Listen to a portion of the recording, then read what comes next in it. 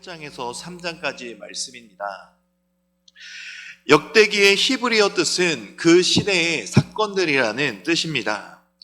그리고 역대기의 전체적인 내용은 사무엘서 그리고 열왕기서의 내용들이 대부분 반복되고 있지만, 이에 더해 사무엘서와 열왕기서에서 누락된 부분 또한 보충하고 있는 책이 바로 역대기입니다. 유대인들의 종교 관습에 따르면 속죄일 전야에 대제사장들이 잠에 빠져 자격을 상실하지 않도록 잠을 쫓아내기 위해 읽어야 할 책들 중 하나가 바로 역대기였습니다. 성경의 수면지라는 별명을 가진 족보 부분인 1장에서 9장의 그 내용을 제외하면 역대기에는 하나님의 도움을 구하는 사람들, 그리고 하나님의 구원과 징벌, 성전과 예배에 대한 진지하면서도 흥미로운 이야기들이 있어 대제사장들의 잠을 쫓는 데 있어서 아주 적절한 책이었다고 합니다. 무엇보다 역대기는 성전과 레위인 중심의 역사라는 점에서 대제사장들의 필독서 중에 하나가 되었습니다. 또한 역대기 저자로 알려진 에스라는 포로에서 귀환한 공동체를 향해 이 책을 기록하였습니다. 에스라는 역사라는 도구를 사용하여 이 포로에서 귀환한 공동체들에게 역사적이며 신학적인 메시지를 전달하려고 했습니다. 과거에 어떤 사건이 발생하였는가라는 질문보다 과거에 그 사건이 왜, 도대체 무엇 때문에 발생했는가에 대해 초점을 맞추었고, 과거 조상들이 맞이한 결말이 하나님과 하나님께 드리는 제사에 대한 사람들의 태도에 달려있음을 밝히려고 하였습니다. 그리고 제사장과 레위인들의 성전 중심으로 한 새로운 질서를 확립하려고 하였고, 그리고 솔로몬이 예루살렘에 지은 성전은 이스라엘 사회의 중심에 있었고, 하나님께서 이 성전에 그분의 이름을 두겠다고 선언하셨음을 강조하고 있습니다. 그래서 포로에서 귀환한 백성들이 제사장들과 레위인들의 지도를 받으며 성전에 계신 하나님을 바르게 예배하고 의지한다면 귀환한 새로운 공동체는 하나님의 축복을 받아 안전하고 또 번영할 것이라는 소망을 전체적으로 제시하고 있기도 합니다. 바로 하나님을 의지하면 축복을 받지만 하나님을 버리고 하나님을 떠나면 심판을 당하게 된다. 이러한 의도를 가지고 이 책을 기술한 것입니다.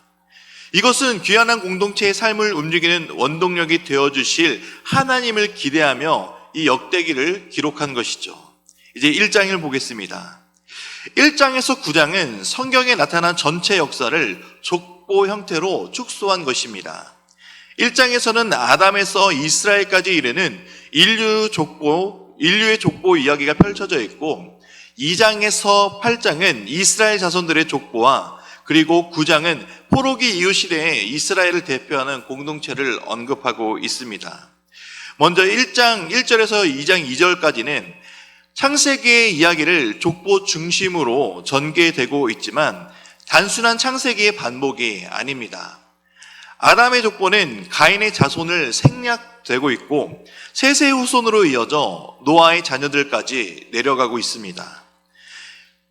역대기의 저자인 에스라는 세 개의 조상으로 야벳, 함, 셈을 수평적으로 소개한 후 초점을 좁혀 셈의 족보를 수직적으로 요약하는 모습을 볼 수가 있습니다.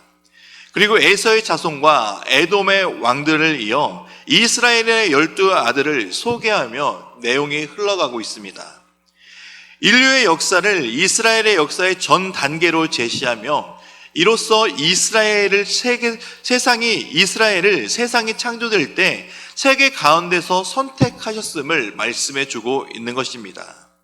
이것은 하나님께서 이스라엘 백성들을 선택하신 최종 목적이 바로 세상을 향해 있다라는 것입니다. 하나님의 선택은 선택을 받은 개인이나 단체나 민족의 유익을 넘어서야 합니다.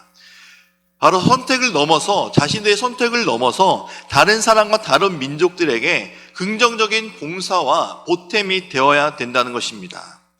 바로 하나님께 선택받았다는 것은 개인적인 영광을 위한 것이 아닌 모든 인류를 위한 것이다라는 것이죠. 또한 이스라엘의 기원이 되는 야곱의 12아들이라고 소개하는 것은 포로에서 귀환한 백성들이 남유다와 북이스라엘의 분열과 반목의 역사 속에 있었지만 결코 다른 민족이 아님을 모두 하나님의 선택하신 한 백성이었고 한 가족이었음을 알려주는 것입니다. 바로 포로기에서 귀환한 이후에도 민족 분열을 조장하지 않도록 하기 위한 대책이었습니다. 민족의 분열을 조장하는 근본이자 최대 악은 지역주의임을 깨닫게 하기 위한 것이었습니다. 이제 2장부터 9장은 이스라엘의 12지파에 따라 그 족보가 나열되고 있습니다.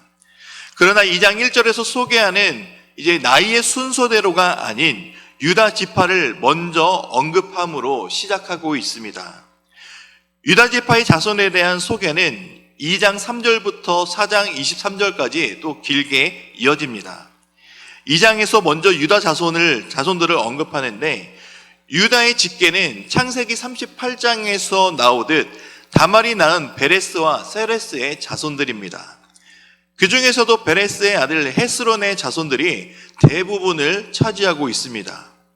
이러한 유다의 직계를 소개하며 그 사이사이에 일어났던 유다 자손의 개인의 역사도 많이 담고 있는 모습 또한 볼 수가 있습니다.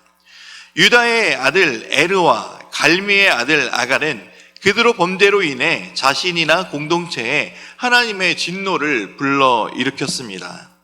또한 여라무엘의 자손 가운데 셀렉과 예델은 자식을 두지 못하고 딸들만 둔 세사는 야르하라고 하는 애굽의 종을 사위로 삼는 모습을 또한 보게 됩니다.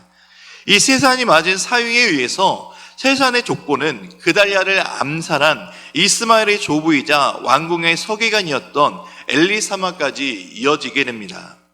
이러한 족보의 역사가 나중에 하나님의 은혜로 전환되었음을 또한 3장에서 나오는 다윗을 통하여 볼 수 있습니다.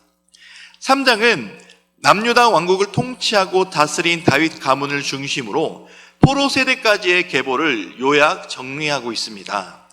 무엇보다 19절과 20절까지 스룹바벨의 자녀들을 소개하는데 이 자녀들의 이름이 다른 인물들의 자녀들보다 자세히 언급되는 이유는 무너졌던 성전 건축을 주도했던 스룹바벨을 강조적으로 부각시키려고 하는 의도였습니다.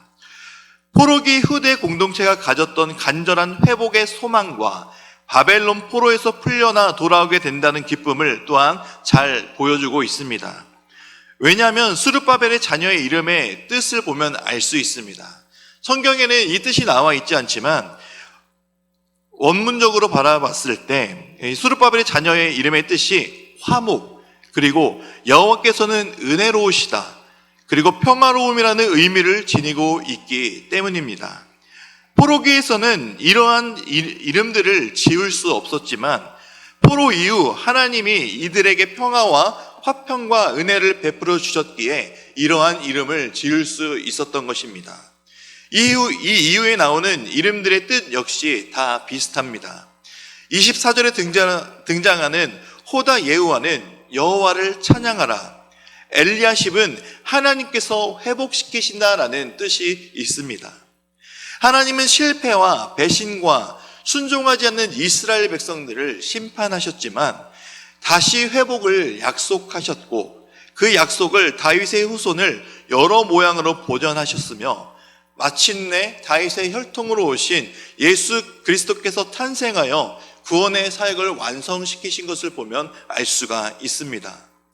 우리는 다윗의 후손들보다 더 존귀한 존재들입니다. 예수 그리스도께서 흘리신 십자가의 보혈로 사신받은 존재들이기 때문입니다.